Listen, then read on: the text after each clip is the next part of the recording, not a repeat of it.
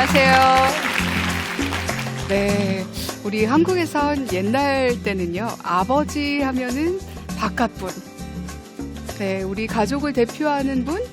그래서 집안일에는 조금 신경을 안 쓰셔도 바깥분으로 생활해 오셨어요.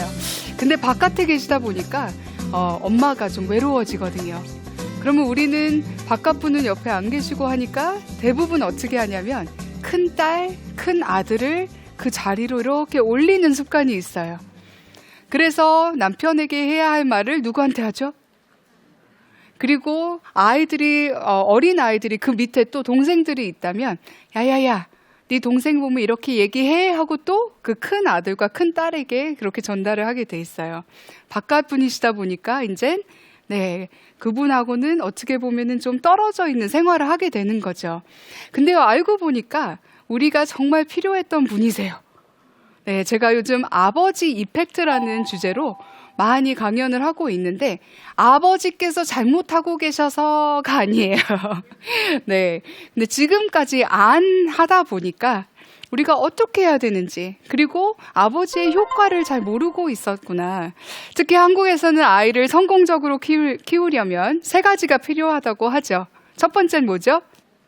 할아버지의 돈이 많아야 되는 거예요. 할아버지가 부자여야 되는 거예요. 두 번째는 엄마의 요 학원이 저 학원보다 낫다, 이런 정보력이 필요하고, 세 번째는 뭐죠?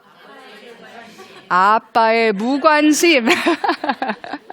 아빠가 무관심해야 우리 아이가 성공할 수 있다라는 거, 이렇게 얘기를 하고 있어요.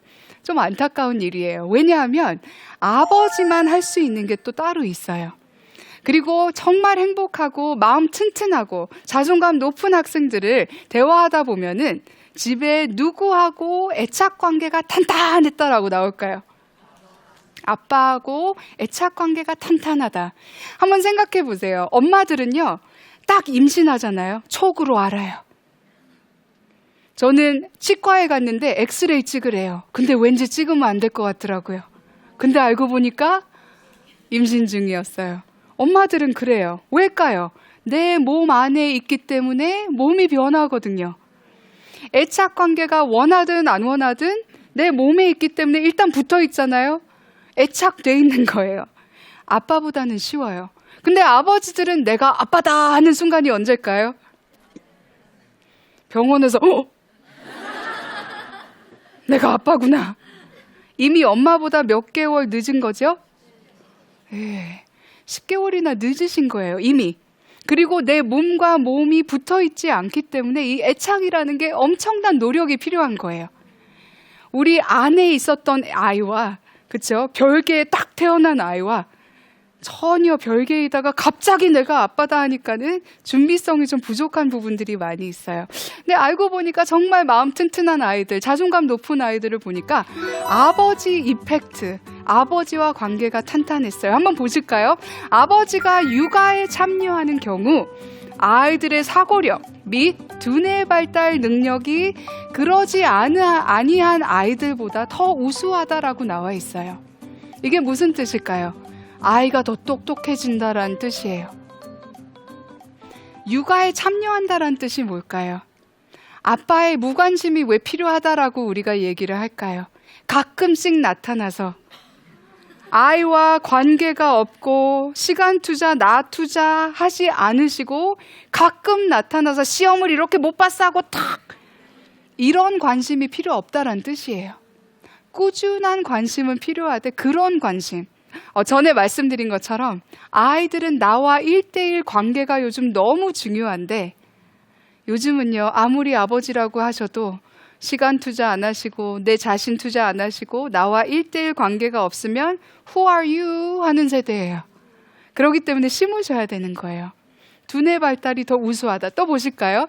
뿐만 아니라 아버지와 애착 관계가 좋고 아버지가 양육에 참여를 하신다면 새로운 환경을 탐색할 때 더 아이가 자신 있어요. 한번 생각해 보세요. 아이가 어느 상황에서 스스로 하는 것과 뒤에 누가 듬직하게 지켜보고 있어요. 받쳐주고 있어요. 누가 더 자유롭게 움직일까요?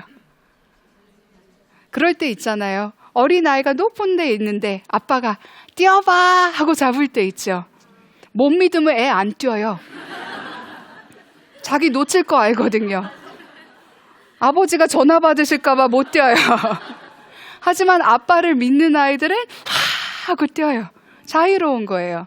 그만큼 자신감이 더 있다는 뜻이죠. 또 보실까요? 아버지의 역할은 굉장히 커요. 아빠는 아이의 자존감 형성에도 특히 아이가 어리면 어릴수록 엄마보다도 더 중요하다라고 나와 있어요. 굉장히 큰 역할을 하시는 거죠. 네. 뿐만 아니라 아빠가 아이에게 모험이 될 만한 놀이를 경험하게 해주고 허용과 지지로 놀이에 참여하게 하신다면 아이의 신체 발달도 더 잘 이루어진다라고 나와 있어요. 반드시 엄마가 놀아줄 때랑 아빠가 놀아줄 땐 달라요. 엄마들 놀아줄 때 한번 관찰해 보세요. 아우 위험해. 아우 내려와. 조심해. 다쳐. 계속 그러세요. 근데 아빠들은 해봐. 그냥 그러세요. 해봐 하니까는 아이가 하게 되고 무언가 새로운 것을 할 때 되면은 아이가 두뇌 발달이 더 될 수밖에 없는 거예요. 뭔가 새로운 걸 해보기 때문에. 그리고 누군가가 받쳐져 있고 자기가 넘어져도 도와줄 사람이 옆에 있다라고 생각하면 듬직한 거예요. 이러기 때문에 아이의 신체 발달에도 큰 도움이 된다. 근데 보스턴에 어떤 아이가 태어났어요. 근데 탯줄이 한 번이 아니라 두 번이나 감겨서 이 아이의 뇌에 산소가 부족하게 태어난 아이가 있어요. 그래서 이 아이는 평생 의사들이 죄송하지만 기대하지 마세요. 이 아이는 읽을 수도 없고 걸을 수도 없고 평생 이제 식물 인간으로 살 거예요 라고 의사들이 부모의 마음을 준비를 시켰어요. 근데 한 아버지가 그게 받아들여지지 않았어요. 우리 아이는 내가 믿는 대로 될 것이다. 그리고 뭔가 새롭게 내가 도와주고 가르쳐주고 많은 경험을 하게 하면 우리 아이도 기회가 있을 거다 하고 이 호이트 아버지라는 분이 그 뇌성마비가 온 아이를 양육하기 시작했어요. 양육에 참여한다는 거는 별거 아니에요, 아버지. 하루 종일 일 안 가시고 안 보셔도 되는 거예요. 오히려 하루 종일 아이 구박하시고 옆에서 그렇게 하시는 것보다 짧게 같이 질 좋은 놀이를 해주시는 게 더 효과가 있다고 말씀드린 거 기억이 나요. 근데 이 아버지가 받아들이지 못하는 거예요.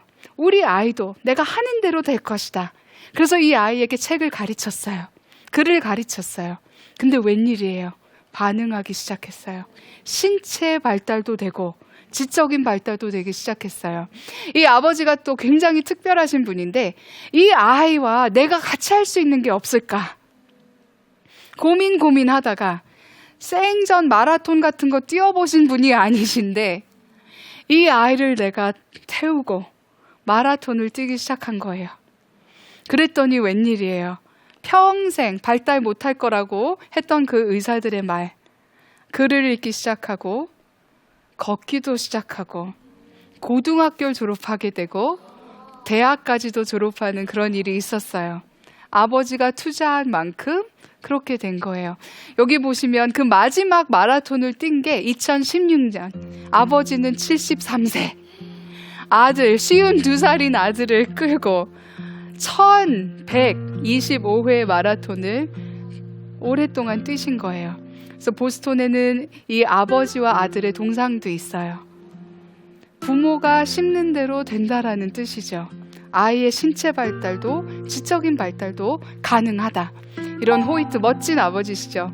근데 참 인상 깊게 남은 게 뭐냐면 이 아드님이 뭐라고 했냐면 아버지한테 아버지, 우리가 같이 달릴 때면 장애로 느껴지는 것들이 없었어요. 내가 장애인이라는 것도 잊어버릴 수 있었어요 라고 얘기를 한 아들이에요. 참 아름답죠. 아버지는 이만큼 효과가 있으신 분이십니다. 네, 또 보실까요? 아버지 이펙트. 특히 어릴 때는 엄마보다 자존감 형성도 아버지 이펙트가 크고 뿐만 아니라 감정 조절에 있어서는 이것은 엄마보다 아빠를 보고 배운다라고 나와 있어요. 교우관계 사회적 기술도 마찬가지예요. 사회적 기술이 뭘까요? 누가 옆에서 괴로워하고 울고 있어요. 그러면 그냥 모르는 사람이어도 괜찮아요. 괜찮으세요? 제가 좀 도와드릴 일이 있을까요? 이게 사회적 기술인 거예요. 한 번도 집에서 이런 대화가 없다가 갑자기 나올까요? 이런 말이? 절대 그러지 않아요. 누군가 보여주고 연습을 시켜야 되는 거예요. 한 15개월 된 아이예요. 말도 잘 못해요. 남자아이예요. 그냥 옹알이를 해요. 근데 그 아버지가 옆에서 대화법을 가르쳐요. 어떻게 하는지 아세요? 아이가 뭐라고 쭝얼쭝얼대요. 그럼 아버지가 맞아, 나도 그렇게 생각해.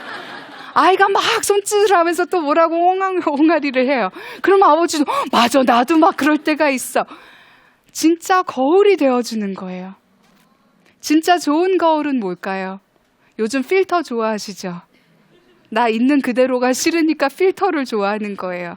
하지만 정말 좋은 거울이라면 보여주는 그대로 다시 비춰줘야 되는 거예요. 내가 문제가 있어서 아버지한테 찾아갔어요. 아버지, 저 요즘 죽고 싶어요. 충격적이죠? 아닌가요? 아니, 몇 살 때까지 열심히 키워놨더니 고작 한다는 얘기가 죽고 싶대요. 그럼 내가 올바른 거울이라면 그 아이가 나에게 보여주는 심정을 비춰줘야 되는 거예요. 힘들겠구나. 얘기 한번 해보자. 나도 그럴 때 있어. 우리 대화로 한번 얘기해보자. 이게 올바른 거울이라는 뜻이죠. 아버지와 대화가 많이 있는 아이들은 사회적 기술이 뛰어나다. 어머니께서 아무리 공부 많이 하시고 상냥하시고 교양 있으시고 교육 많이 받으셔서 네네 하신다고 해도 집에서 욱 하는 사람 한 명 있으면 아이들은 욱하게 돼 있어요. 감정 조절과 사회적 기술은 아버지한테 배우기 때문이에요.